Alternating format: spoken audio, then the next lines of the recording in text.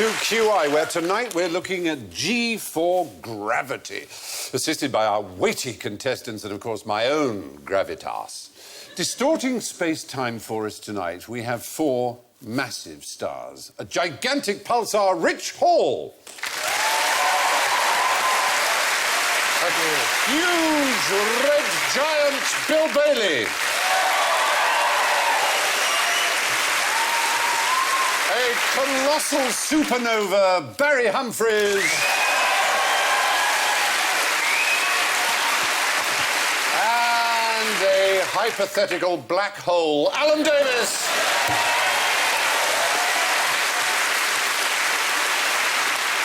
And tonight, their buzzers are all weighty. Rich goes... Oh, man. Weighty, you see, and Barry's goes... Wait for it! Wait for it! And Bill goes... Your weight is 12 stone, 2 pounds, 4 ounces. You wish. You wish. So, sorry. How dare you? Oh, it's the new cockiness of the recently spelt. No. And Alan goes... Oh, I do, actually. So let's drop right into it. My first question is, how can you get from here to anywhere on Earth in exactly 42 minutes and 12 seconds? Wait for it! Harry. I meant to say, I like that tie very much. Thank you. And coming from a man with your colour sense, that makes me so happy. I was hoping I wouldn't be overdressed tonight. 42 minutes and 12 seconds. You can get to anywhere. Through the Earth. Through the... develop. Develop that thought. It's a theoretical rather than practical. Burrow, then. Yes, if you... Burrowing? Yeah. Through the Earth? Yeah. Directly? You'd have to be more vigorous than that. Let's just get the surface soil off.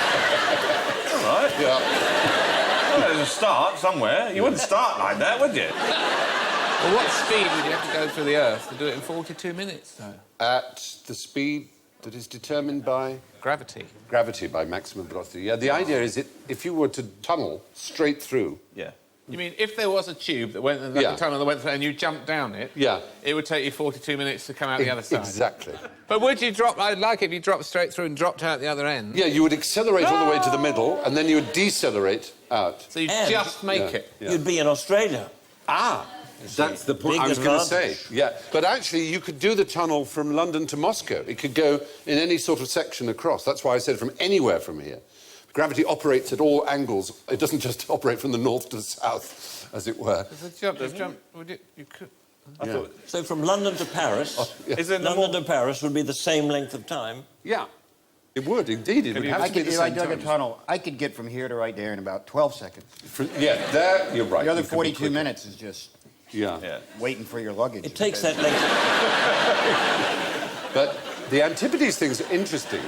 An antipode is the exact opposite points on the Earth. They don't have to be north to south. There are antipodes from one part of the equator to the other, obviously. It's just the exact, because it's a... I thought we were New Zealand. Well, interesting thing is, actually, we're nowhere land. Oh, we come out of the sea. And there was a contest to make an Earth sandwich for someone to put a piece of bread on one part of the Earth, and the others would put the piece of bread on the exact antipode of that. And there are not many choices, oddly enough. So New Zealand was one piece of bread. Iceland. Not Iceland. A little further Norway. south. Tewkesbury. Spain. Spain is the right answer. Thank you. Ah, brilliant. Very good. But there was immediate controversy because they used baguettes, pieces of bread. And so no one was quite sure whether they were oriented in the same direction. So it might have been a cross shape, which would have disqualified it for a sandwich, really. You can't have a sandwich with baguettes crossing, can you? Anyway. How did you get to be involved in these competitions? I fear the answer is you have to be Canadian. There were Canadian brothers who won it. They were called Jonathan and Duncan. But anyway, they could have chosen Indonesia to... America. No. You're going sideways. Well, South America, it's Colombia. So not bad, not bad. But one of the most interesting ones, from a practical point of view, if you're a particular kind of religionist, would be the antipode of Mecca. The exact opposite of Mecca, is a tiny little atoll in the South Pacific. which Christmas is Island. Tematangi Atoll. It's also known as Captain Bligh's Atoll. So there it is. That's actually a photograph, amazingly. It's actually got a huge lagoon in it. And the great thing is, if you're a Muslim, you could kneel there, you could face any direction, you'd be facing Mecca. Yeah. Because it's the antipode. It's rather pleasing. We were talking about the gravity train, weren't we? The little, gravity. The idea of it going Is through it the feasible, then? Does Richard Branson already figured out some way of... It's not feasible on Earth. On the Moon, it might be, because the Moon has no molten core. Though, oddly enough, it would be 53 Which minutes. moon are we talking about? Oh, there's a sore point. Let's just... our usual friendly moon, the one we look at. But oddly enough, that would be 53 minutes to get through. What? Why would it take longer to get through the moon, which is so much Gravity is smaller? so feeble. Yeah. Yes, and they're just really... What's the point of it, really? You could get through it like that, though. Yeah. Because the antipodes are not that exciting, are they? No, really? the other I'm on side the of moon and I'm is on the just other as side of the boring as moon. Exactly. What I tell you, though, is interesting, is who do you think worked out the 42 minutes and 12 seconds? Patrick Moore, No.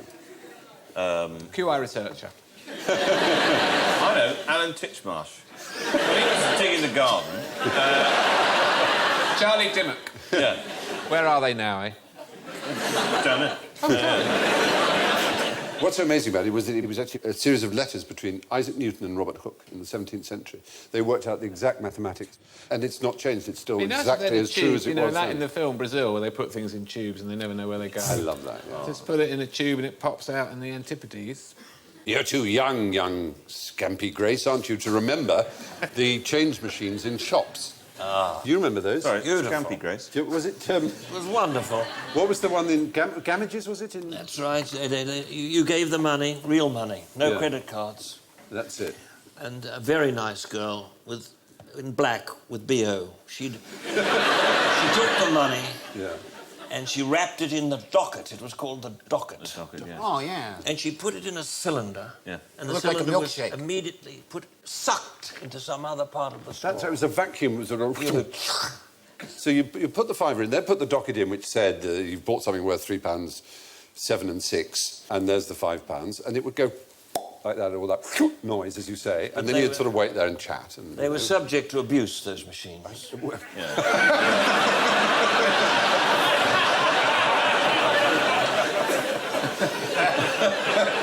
Perhaps it wasn't BO after all. Knowledge.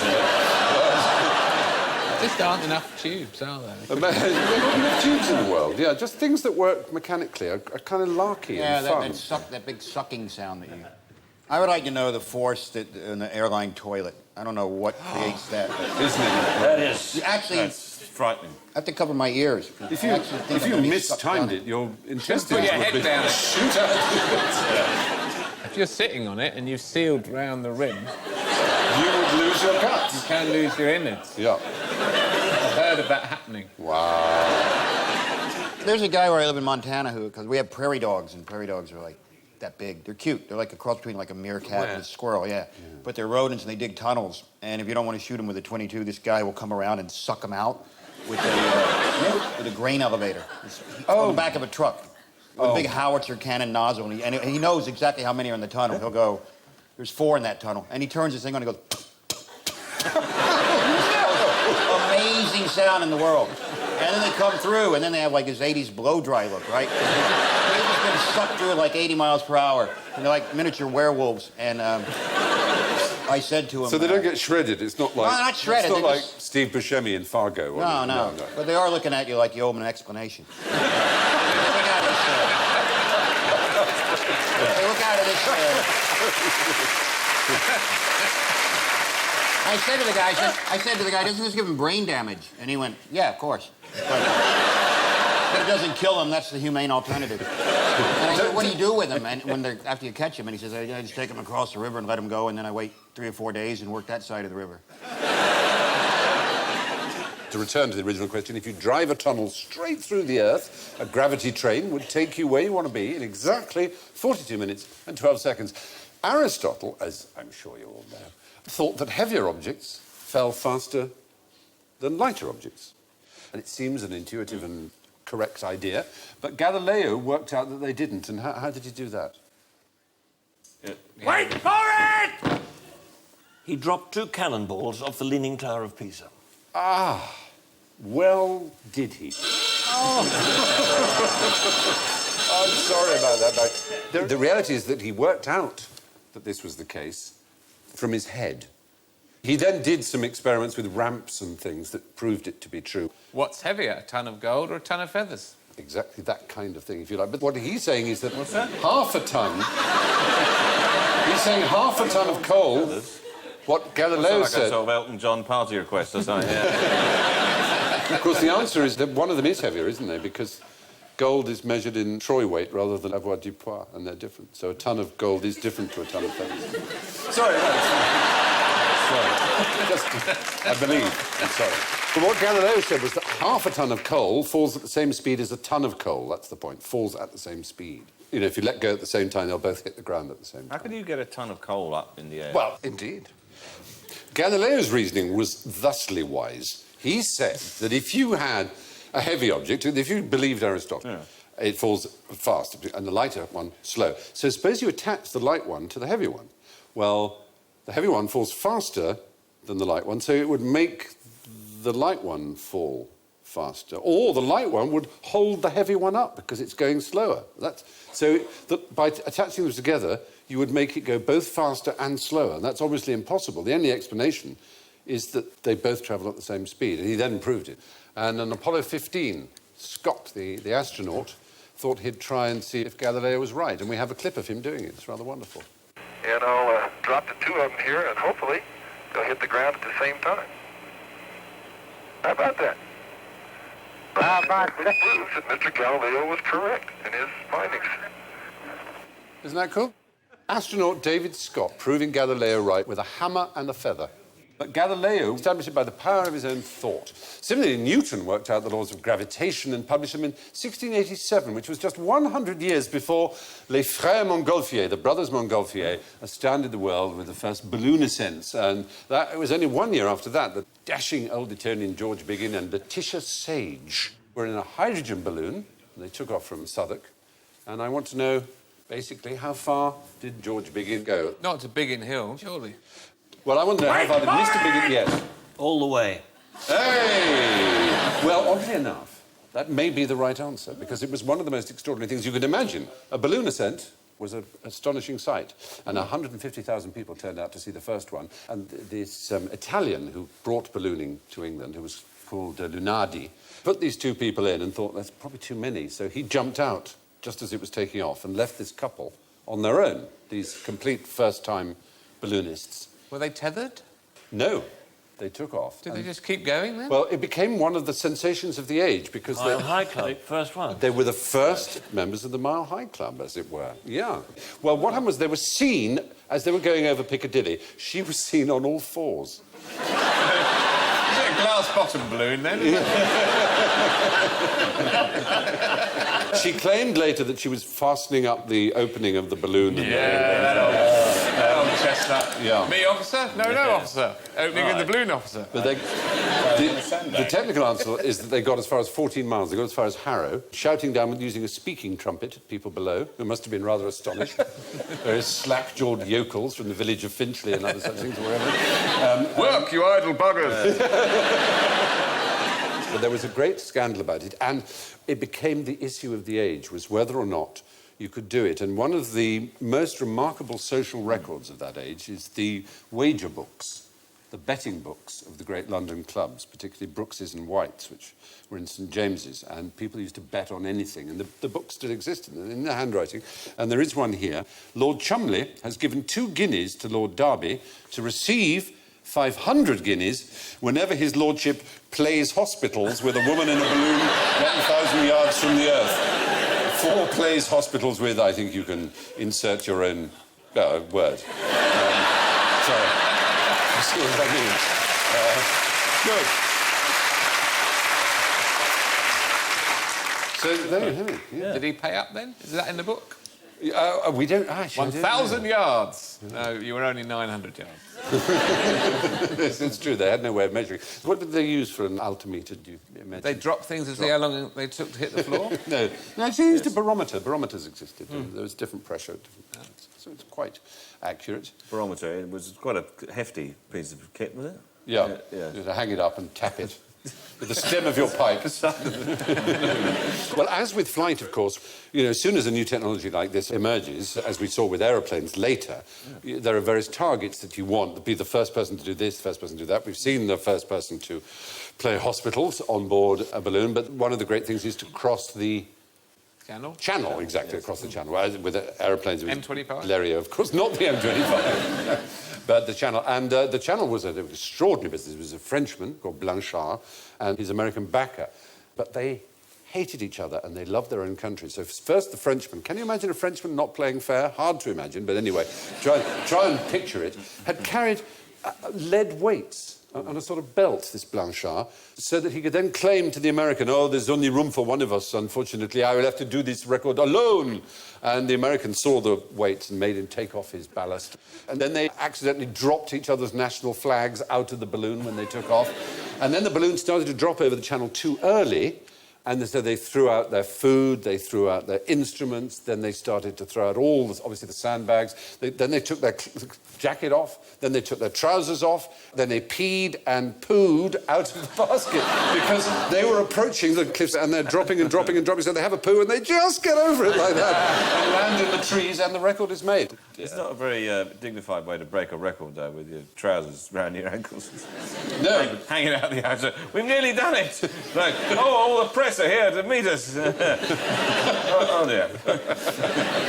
One last push. Yeah. Well, anyway, that's Mr. Biggin and Mrs. Sage. They went, as Barry correctly said, all the way from St. George's Fields to Harrow. We won't have any truck with gossip here on QI, of course. So, what do you say to a gossipy boma?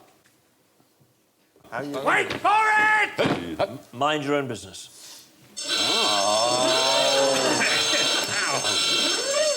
We predicted that, I'm afraid. You're getting a nice score building up, Barry. No, it is. It's good. Gossipy boma. Gossipy boma. Boma? What's boma? Is it a creature? Boma. I know what it is. Yeah? It's something a surgeon leaves behind inside you after an operation. Oh, Barry, that is brilliant. That is the right answer. Brilliant. That's exactly what it is. It's a cotton or lint or piece of sponge or something Or a like mobile phone. Or indeed a mobile phone. It comes from the Latin for cotton, in fact, gossipy, so it would be like a piece of cotton wool is the most basic one. In America, 1,500 cases a year of things being left inside. Really? Yeah. That's because a lot of them are... a lot of people eat fridge magnets in America. Because they look like cookies or chocolate. And then they cut them open and like all the tools just... shoot off the tray and... Yeah. It's a damn good theory. Coins on them. And they stick to the sides of mobile homes, all kinds of... Yeah. 54% of foreign bodies are left in the abdomen or pelvis, 22% in the vagina, 7.5% in the chest, 70% in other places like the spinal canal, brain and face, bizarrely. In the face. They do it for a bet. What, the surgeons? Yeah. And then they get more work, don't they, getting it out again? They probably get sued there, don't they, I'd imagine? There was one chap who had a 6-inch metal surgical clamp taken out, and they realised he'd already had an operation to take out one surgical 6-inch clamp, and he'd had 2 left in him, and when they took the one out, they never thought to look for another one in there. Extraordinary behaviour. Train set. The main risk factors... What would you imagine are the main risk factors? Why is it likely to happen? Because they do. There is a protocol whereby you count all the equipment, so why would it happen? Well, some of them have an ego and they do good work and they think, well, I want someone to recognize my work, so I'll leave my forceps in there. Well, apparently it's emerging... People go, oh, this is the work of Dr. Bonner. This is clearly a Bonner. Well, the reason they give is emergency operations that have not been planned properly and unplanned changes in the operation and patients with higher body mass index. Fat people. Fat people, they lose their You stuff put in it down on the side and it just gets sucked in. I don't know, is that the... There's a nurse in there! Get out of here! This is where we need Hugh Laurie on the show, isn't it? He would explain course. exactly. He would explain. If the script was put in front of him, he's a gibbering idiot without his... No, he isn't.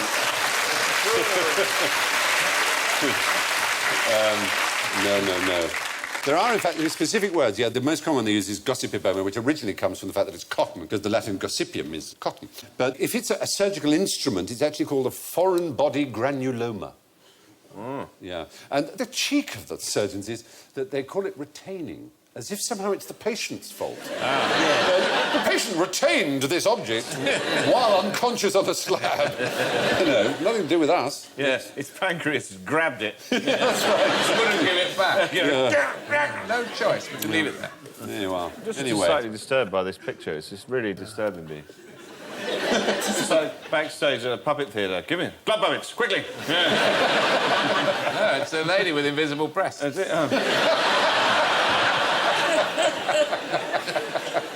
We like the thought of it. Well, anyway, yes, a gossipy boma is a piece of cotton left inside you by a surgeon.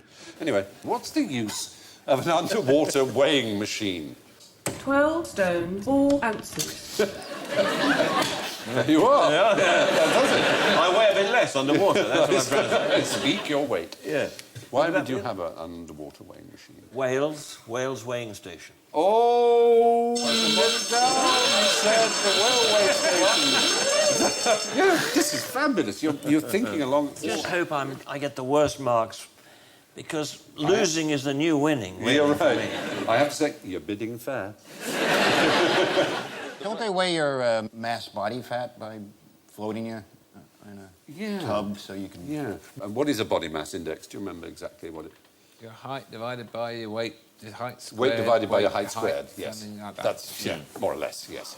But it's very faulty. If you're very muscular, the BMI would argue that you're overweight and obese and far too fat, and you could, in Muscles fact, are be heavier immensely than fit. Or also, if you're a marathon runner and you have that slow twitch muscle, as they call it, I think, then you would be starving and be considered, malnutrited, or whatever the word is. So when they want to make really, really accurate measurements of body mass index, they go underwater, and it's considered the gold standard for body fat measurement.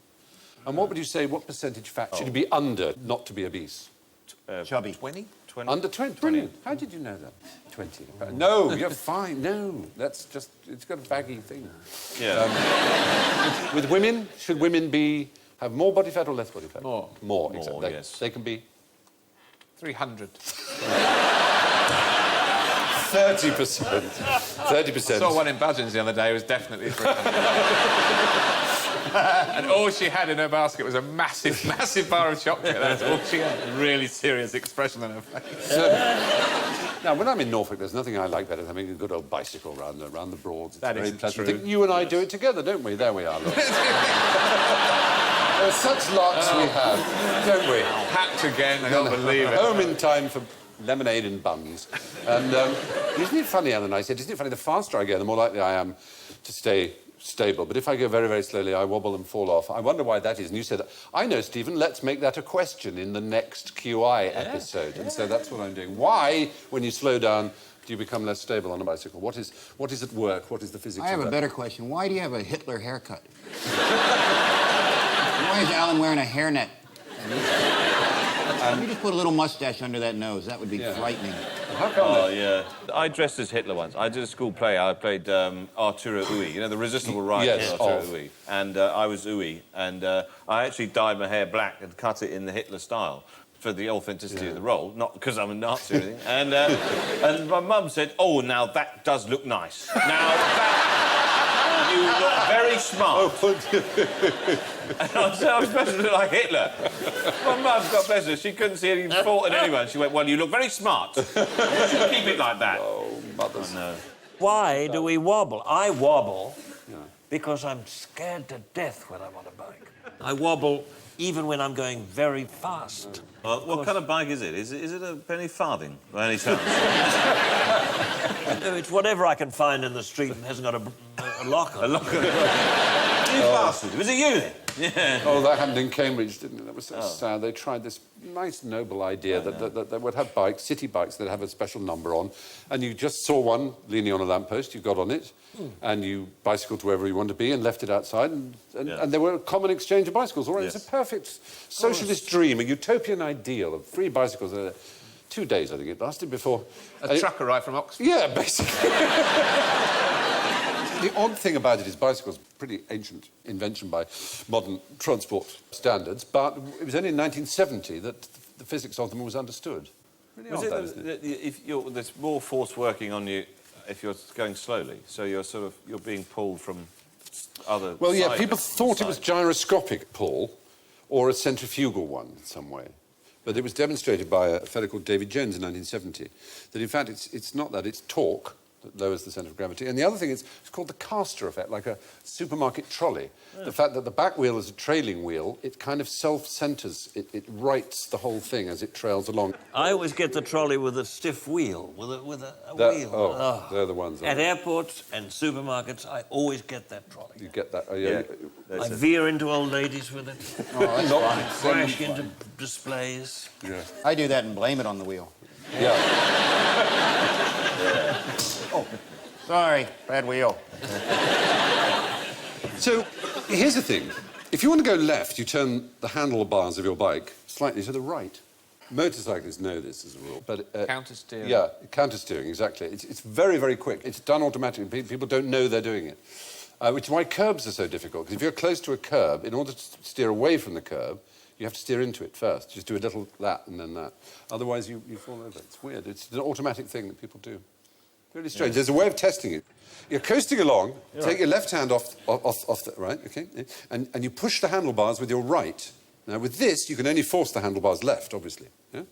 Yeah. But you go right.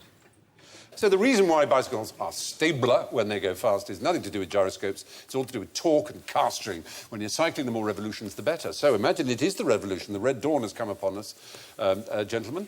We've overthrown the hated oppressors, and we're all happy. And we've got guns. So we shoot straight up in the air, as people do. Whee, yee-hi, yee-hi. Is this a good idea? Shall we do that? Well, I don't know. I've often thought, where do those bullets go? Yeah. They come down. They come down and hit people right on the top of the head. Does that often happen? Yes.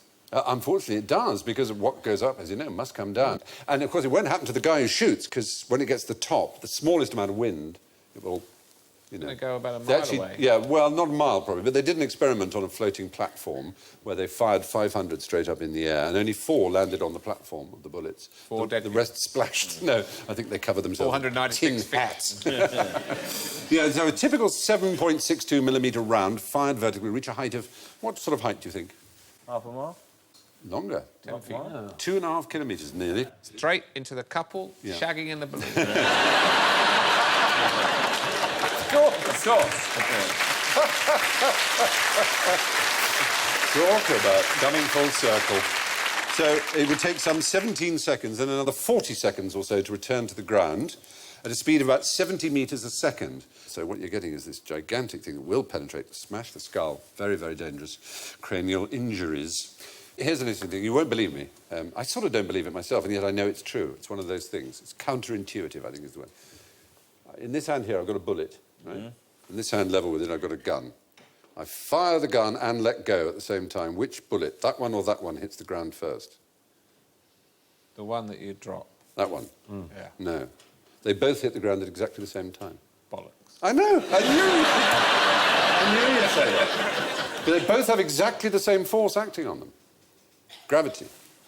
Yes, but the momentum will defy gravity, won't it, for a bit? It would just describe a different thing. Is that because the speed of the bullet? Yes, it could go 2 kilometres, that bullet. But incredibly fast. And then hits the ground. And Well, it would have to do it at the speed of light. No. So this information come from Wikipedia. I know. Are there any scientists here who will back me up on this? Yeah. See? Yes, there's some yeses there. Any assassins? It does seem incredible, but it is true. So you're saying you drop a bullet at what height? Well, you're standing. Your height. You're standing, yeah. And you fire a bullet, and that bullet from the gun will go into the ground. They're both at the same level, yeah. I mean, there are things that could stop it happening. If the bullet went 5 miles a second, it would actually leave the atmosphere and obviously never fall to Earth. If it went far enough, the curvature of the Earth would mean that it had further to fall. But assuming the kind of gun where it doesn't have that range, then what I'm saying is true. Is there any practical application? Who knows? Well, there's enormous practical applications in the laws of physics that say this must be the case. Well, no, I mean, I suppose there is. It's a double assassination, isn't it? You kill a person and an ant. Yeah. It's a source of personal pride to the assassin. It would, wouldn't it? Yeah. Offing of some insects. Exactly. So, if you're going to stop a bullet, the very worst way to do it is with the top of your head. Still, nonetheless, viva la revolution. Let's say we've now entered the city, which we have secured. We've rounded up all the investment bankers, but a small group of them have holed up at the Welcome Break motorway service station at Scratchwood, which is the first one if you go north out of London on the M1. Yeah. Now, but we, the revolutionary cadre, the compadres, OK, we are in the City of London, OK? But we have to stop them. We've closed down all telecommunications, so we can't, give instructions to other, members of our brigade. We have to stop them from where we are, in the City of London, and they're in Scratchwood. How's that going to happen? Fire something at them. Yes. A Ginster's pasty. Got them. This is just a bizarre fact. Without knowing it, they've chosen the one place to get to where you can get to them with a gun that exists. Here, now, today, not far from this studio, we're on the river here. Infield rifle. And these are on the river, and they are pointed, I promise you. HMS Belfast. HMS Belfast is the answer, which is a World War II ship, and it has guns. Yeah. It's the only one with these guns, working guns. There they are. And they are pointed at Scratchwood. If you go on board as a tourist, which you can, it actually tells you there's a sign saying he's appointed at the Scratchwood. God, I would so love to fire them. I would so love to fire them. Come on. Just another weird... You may know this. It's just a weird World War II ship story as well. This is a US ship. It was known as the luckiest ship in the US Navy in the 1940s because it was the only ship that was utterly unscarred at Pearl Harbor. It was called the USS Phoenix. It was sunk in 1982, but it had changed its name. Do you know what to? HMS Belfast. It's named after a person of military rank. It had been sold to another country and named after General Pinochet. Belgrano. General Belgrano. It was sunk by the British. It remains the only warship Belgrano was ever, at Pearl the only Harbor. ship ever sunk by a nuclear submarine. And it was sunk with all hands, well, most hands lost. Over 300 people. Over 300 people, yeah. But that was known as the luckiest ship in the USS Navy. That's an extraordinary history for that boat. You always want to make a movie about it. It's just bizarre, isn't it? Well, I never knew that. So, HMS Belfast may be docked in the City of London, but its guns are trained on Scratchwood service station, so it looks like those bankers are for the high jump. And talking of the high jump, this leads me to my next question. Why did Fosbury flop? Gravity. Why did he choose to flop? That's the Fosbury flop. Well, What is it? the people previously would jump forwards over the bar and Yeah. land in a sandpit, and he jumped backwards over and landed on a big dirigible. which That's made right. it busy. These are the previous ones. There's the scissors, the eastern cut-off. Yeah, the western roll. That was all Western the roll, rage. the straddle. In 1968, old Fosbury appeared with this new move, and he won the Olympic gold. And now every high jumper does it. And no one will ever go back to any other way of doing it. But there's a reason why it's so efficient, why it works so well. It might be that in the other ones you have to get all of yourself at that height at the same moment, whereas he kind of took himself a bit at a time. You're sort of through that right. height. It's where your centre of gravity is. And on the Fosbury flop, your centre of gravity is actually under the bar. And on the other ones, it's way over. That's a dotted line there. That indicates the centre of gravity is that sort of, hazard symbol. She's just realised there's no thing to land on. Well, that's the other thing, of course. The other thing about the Fosbury flop is it did require a move from sand to little nice rubber cushiony things. Yeah. If you do the scissors one, which we saw, that sort of stepping one over there, your centre of gravity passes 30 centimetres over the bar. So what it means having a lower centre of gravity is you get extra height in exchange for no extra effort. And also, these records stay for a long time. The male one was set in 93 and the female in 87, and they still stand. So it looks as if we're reaching the limits of how Because gravity's getting stronger and stronger. Well, that could easily be... and long jumps, too, they stay for a long time, don't they? Yeah. Who held the world long jump record from 1935 to 1960? Not Jesse Owens. It was Jesse Owens, so you're wrong by saying it's not Jesse Owens. No, you get the point for that. Yeah. Is there a limbo competition to sort of like counteract? That would be a good idea. I wonder what the limbo... Olympic limbo. Yeah. Should be.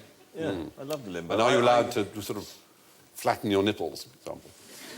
Snip them off. With duct tape. And tape them down. I lost a limbo dancing. I thought you were going to say competition. you lost a nipple. Lost a nipple that way. I lost a nipple. It was a razor blade. We were playing in prison. Russian limbo. You lost a limbo competition. I lost... You amaze me. I know, Someone got I did. lower than you. Somebody got lower. Can you imagine that? Someone more limber than me.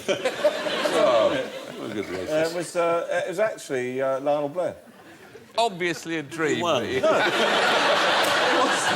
Lionel Blair were having a limbo competition. And one of my nipples fell off. Yeah. That's right. I'd had a bit of blue cheese before I went to bed. No. It was for charity. It was a charitable limbo dancing competition. It was me, Sunita, and Lionel Blair. Surely Sunita cleaned up. No, you'd think, wouldn't you? You'd think Sunita, Lionel, me. No. I was third, Sunita, but Lionel. Well, he's a dancer to his fingertips. He's Yeah, limber. but he's also about 70 years old. But he's limber. Anyway, yes. So, the revolutionary thing about Dick Fosbury's flop was that it allows your centre of gravity to pass under the bar in innovation, which means that current world records are likely to stand forever. And so, to a matter of the utmost gravity, the dead weight of general ignorance, fingers on buzzers, if you please. Hallelujah, it's raining wine. Now, how big would a cloud need to be, right, in order to dispense for me my recommended daily limit of wine? 12 stone, 4 ounces. Does not compute. Damn. That's your answer, is it? Yes, I know. OK. All right. Size of a car. A car.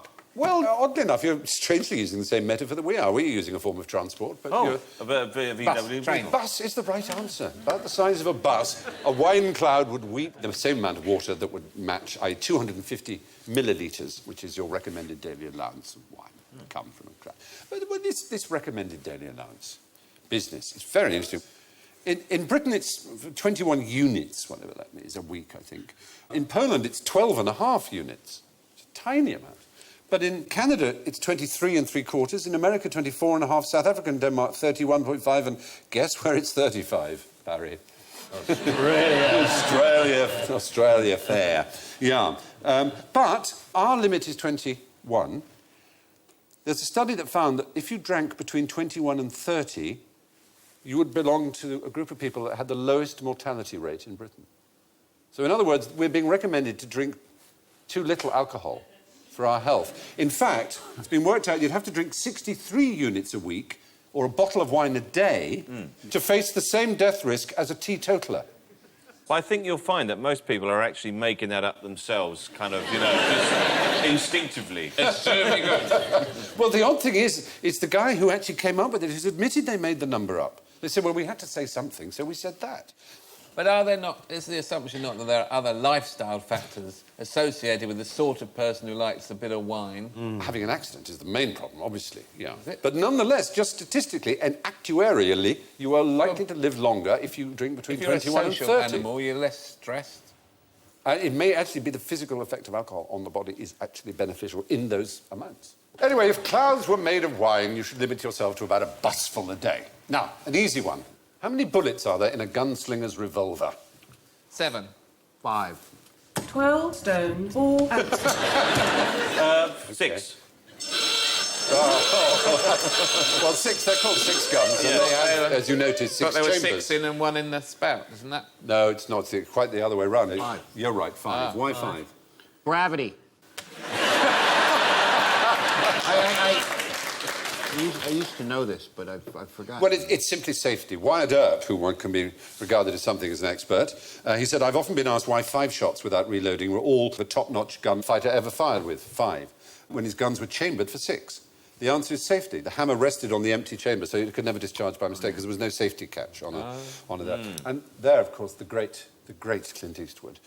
I did a thing in America once, and there was an armourer who's the film guy who gives you the gun and everything and takes it away and keeps you safe and gives you blanks or whatever. And he told me a fact. He'd been doing it since the 30s. He'd been working on westerns. He said only 2 actors he ever worked with, and he worked with them all, didn't blink when they fired a gun. This is actually, oddly enough, a shot of Clint exactly proving he was one of them, because the gun's going off and his eyes are open, as much as they ever were. And he was one. He never blinked. John Wayne blinked, you know, Anthony Quinn, Gary Cooper. Who's the other? Kenneth Williams. Carry On Cowboy. Yes, it got wide open. Yes. The idea of those butch American armourers called Rusty and Randy, whatever, having heard of Kenneth Williams. It was your own guy, Kenneth goddamn Williams. No, Bravest guy I ever it was known. actually Westworld is probably the Western Yul Brynner. most people would think of. Yul Brynner, yeah. Yul Brynner never blunk. So anyway, the answer is they have 5 bullets, not 6. So to gravy. You know when you're cooking a steak and all that red juice flows out, that red liquid? What is it? What is it? Blood. Blood? Oh! Oddly enough, it isn't. Is it? You'd think it was, wouldn't you? But it's not. It's another proteinous substance. Not hemoglobin, but in fact something called myoglobin. It's the thing that's used to operate the muscles, but it isn't actually the blood that's coming out there. It's not anything to do with blood, then? Wait, no, as I say, it's called myoglobin. Is It's it colouring? related. Is it artificial colouring material? It's nor is it artificial, it's real. You see, the two have distinct functions. When muscles are used for short, fast bursts of energy, glucose from the blood provides the fuel. For sustained activity, this stuff, myoglobin, is used to oxidise the fat, and that provides the energy. I didn't realise this programme was so educational. I mean... Yeah? Oh, A lot that's of our it's made promise. up, though. A lot of it's lies. Not the bullets that... I know it seems... I know. Absolutely. I'm gonna test that out tonight. How would it be made?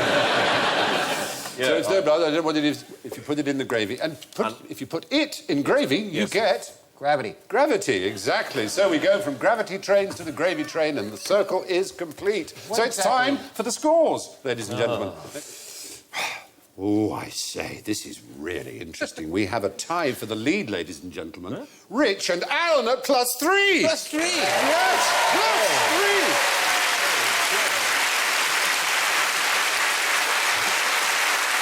+3. In third place, with -8, Bill Bailey. But failing to defy gravity the way Rich and Alan did, and sinking like a stone, I fear. However, what a welcome and gorgeous pebble, what a shining, lustrous, gorgeous stone. At -36, Barry Humphries.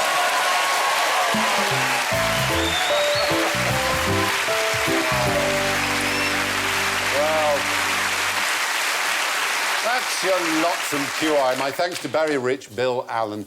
And I leave you with one last interesting thing about gravity. You know, in the early days of television, it was widely believed that television sets weighed more when they were switched on. And the main reason for this belief apparently came from reading the manufacturer's instructions, which warned people always to switch off their sets before attempting to move them. Good night. Thank you.